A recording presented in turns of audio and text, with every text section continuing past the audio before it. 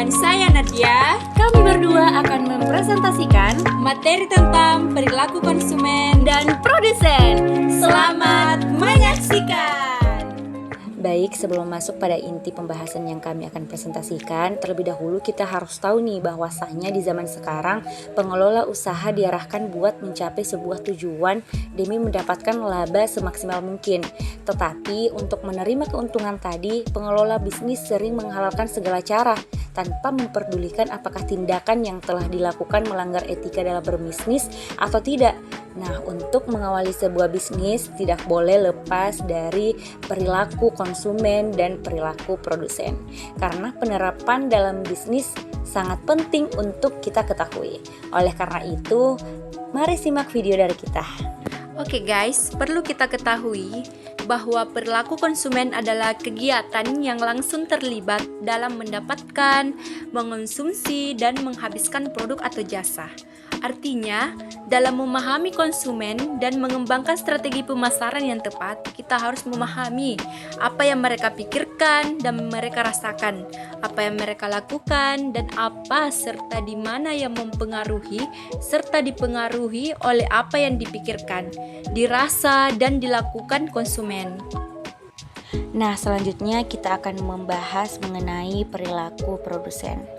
Jadi, perilaku produsen ini menjelaskan tentang bagaimana tingkah laku produsen dalam menghasilkan produk yang selalu berupaya untuk mencapai efisiensi dalam kegiatan produksinya. Jadi, produsen ini berusaha untuk menghasilkan produksi seoptimal mungkin dengan mengatur penggunaan faktor produksi yang paling efisien. Proses produksi ini bersifat variabel. Dengan kata lain, dalam jangka panjang tidak ada input tetap. Nah, itulah tadi pengertian dari perilaku produsen. Selanjutnya kita akan membahas mengenai faktor-faktor yang mempengaruhi perilaku konsumen. Jadi faktor pertama itu adalah kebudayaan. Kebudayaan ini mencangkup beberapa hal, yaitu ada budaya yang merupakan kumpulan nilai dasar, persepsi, keinginan, dan tingkah laku yang dipelajari oleh masyarakat dari keluarga serta lembaga lainnya. Kemudian ada subbudaya yang merupakan sekelompok orang dengan sistem nilai terpisah berdasarkan pengalaman serta situasi kehidupan yang umum. Dan yang ketiga itu ada kelas sosial yang merupakan divisi masyarakat yang relatif permanen serta teratur dengan para anggotanya yang menganut nilai, minat, serta tingkah laku serupa. Kemudian ada juga faktor sosial yang dimana beberapa hal yang termasuk faktor sosial itu adalah kelompok, yang dimana kelompok ini ada kelompok sekunder yang punya interaksi kurang reguler tapi bersifat formal seperti organisasi keagamaan, asosiasi profesional, serta serikat pekerja. Kemudian ada juga keluarga, peran, dan status.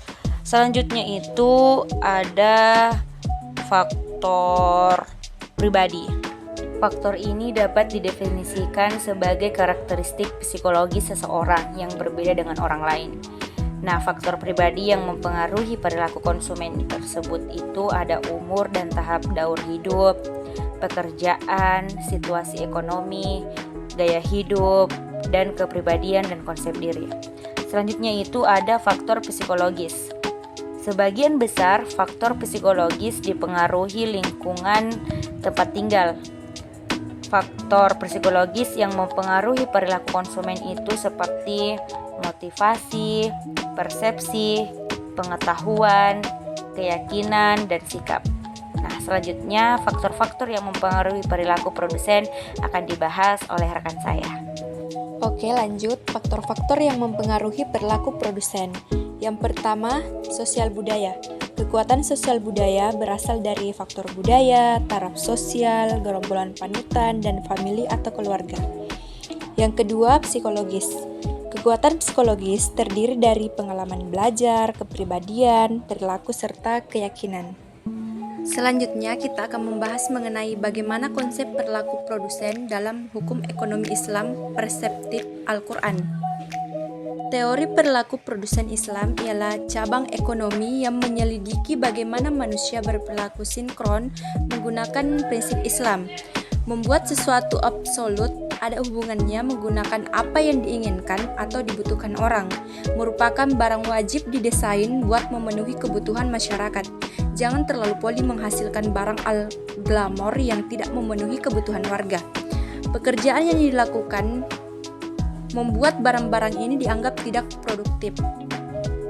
Ketika pelanggan menyisihkan uang buat barang yang ingin mereka beli, produsen menyisihkan uang buat menggunakan faktor produksi atau untuk diubah menjadi output.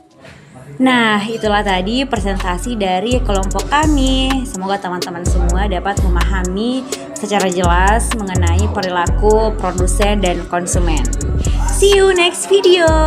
Bye bye.